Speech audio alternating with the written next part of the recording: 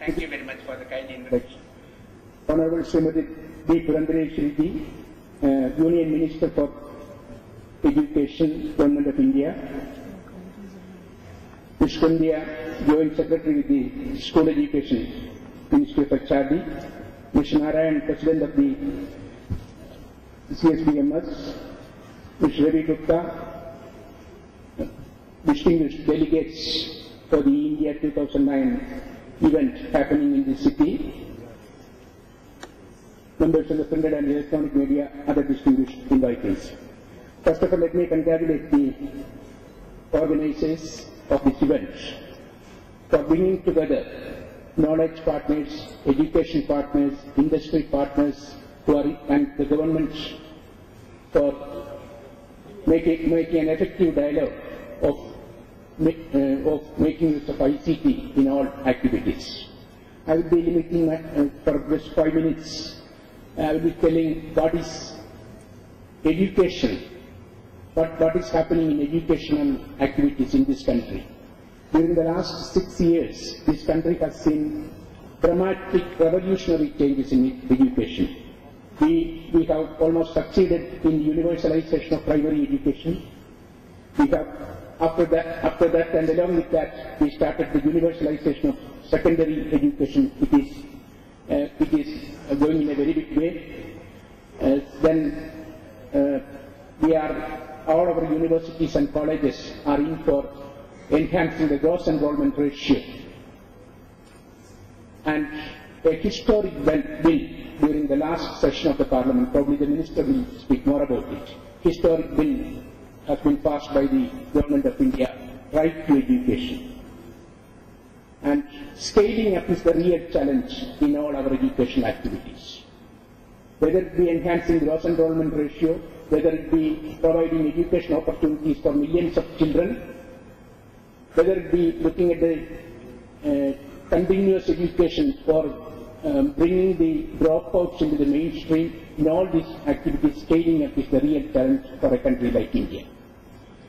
And this can happen only with appropriate contextualized integration of information and communication technology. This country has never been backward in using technologies. We are the country which has an exclusive satellite for education, EduSat.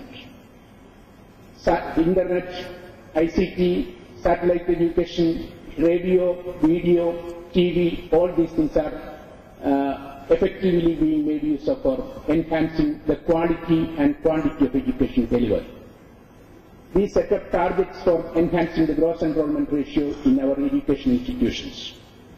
And gross enrollment ratio will enhance only when the quality of the teaching learning process in the classroom is enhanced. And therefore, the challenge before us is to enhance the quality of the teaching learning process as well as the quantity of education delivered. And in this connection, it is very important that how technology can improve the quality of the teaching learning process.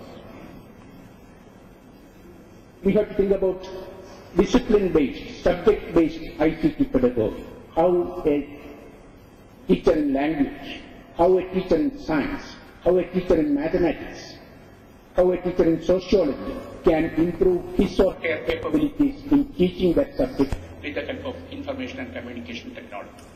And our universities in this country, through the ICT mission, we are looking at various options for enhancing the capabilities of teachers in teaching those subjects through ICT. And when it comes to the real implementation of the Right to Education Bill, we have a great challenge. Training, retraining, and continuous capacity building of teachers at all levels, right from kindergarten to the topmost level. We need several millions of teachers to be trained.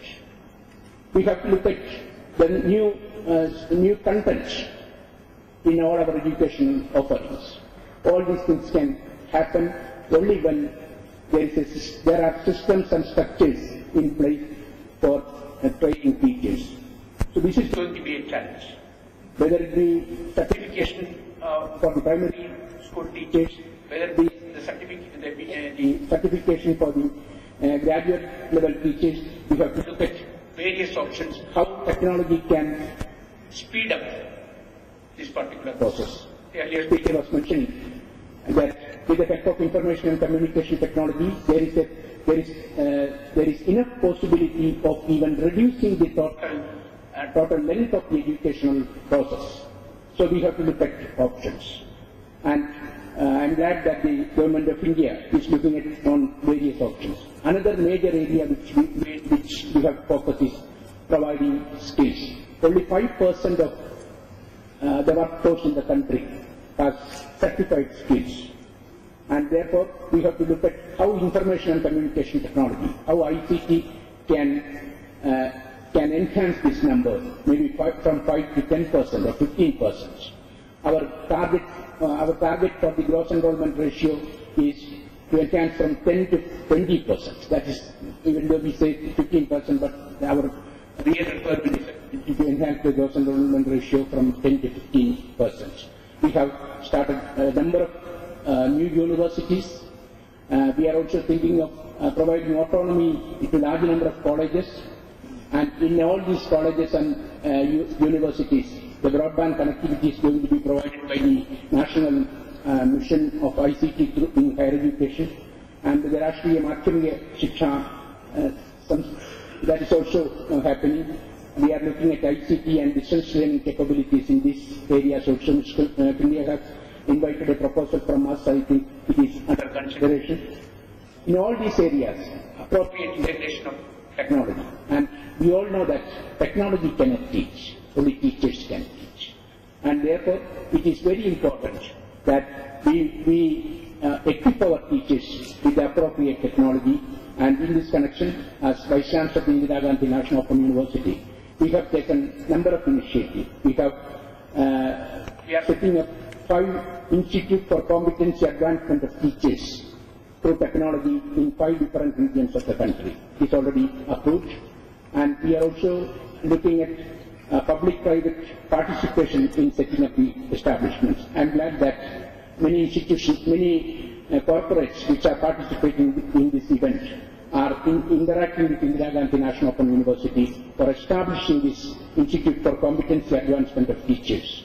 We are looking at technology, and we are also partnering with several state governments for improving the capabilities of the teachers, and therefore the real challenge before us is to equip the teachers, train the teachers, retrain the teachers, and provide continuous capacity building to teachers, and also look at skills upgradation, both in quality and in quantity. These are the challenges the schools, the colleges, the universities, and the other education establishments in the country are in for such a great revolutionary change.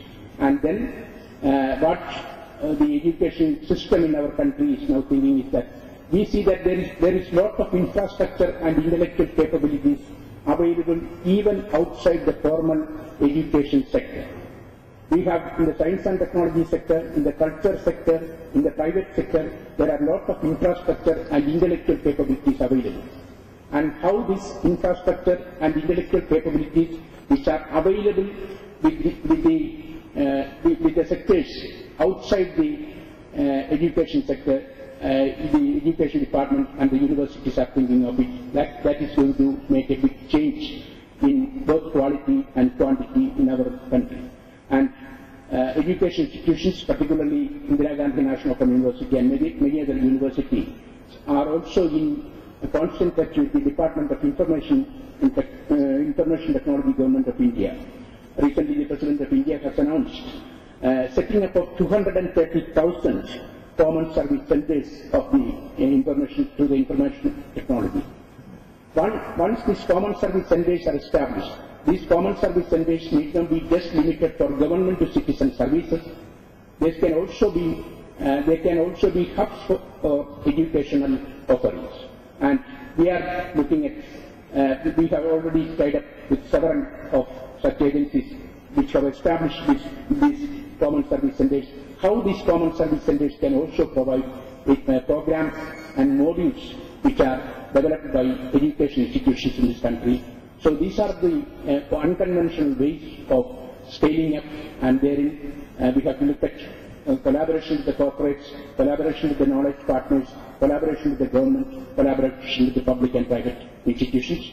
Let me congratulate the organizers of this event for bringing all these leaders together so that the synergies can be worked out, and our education institutions, not only in our country, this country can be model for many other developing countries in scaling up in quality, both in quality and in quantity. Thank you very much.